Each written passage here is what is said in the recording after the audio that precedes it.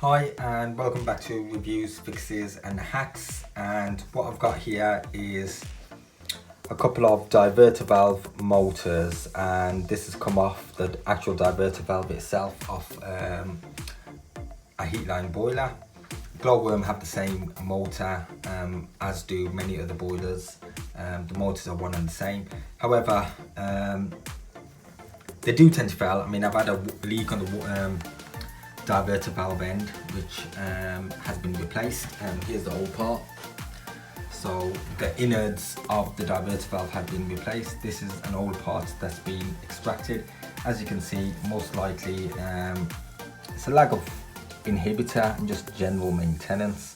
So you can see there's black sludge and clearly some rusting. This is a plastic part, so there must be rust within the system, so it needs a good chemical flush. So put in a decent chemical flush, Sentinel X400, or you could possibly use what's the other one, the Fernox F3. There are stronger ones. Sentinel X800 I prefer, does a better job. However, like I say, do a good flush and clean the system out, put everything back together and it should be fine. But anyway, I have cleaned the system out, changed the part here, but the water leak has, well, when I say damage, the motor's not actually damaged, but what it's done is, and you might be able to see that I've actually taken off one of the connections. So that is one of the connections there, and it was heavily corroded. There was heavy corrosion on the actual connection part here.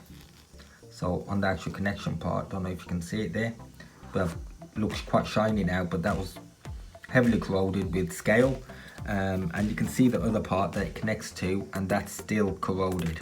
But what I'm doing is basically, this one failed, and this one failed because the arm actually snapped. So you can see that the arm snapped, not repairable. So this one failed because of that. So all I'm doing is taking this part off, because this is in good, well, solid part. It's not snapped, it's not cracked.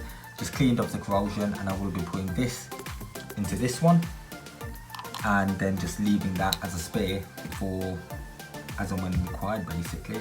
But that's it. So it's a just easy repair of the motor.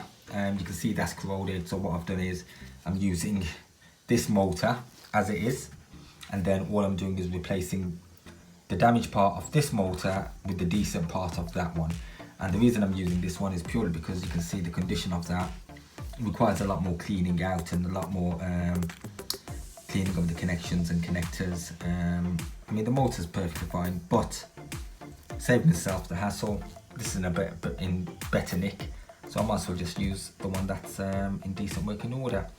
But anyhow, just showing you that items can be repaired. I mean, I can order one, but I don't really have the time to wait.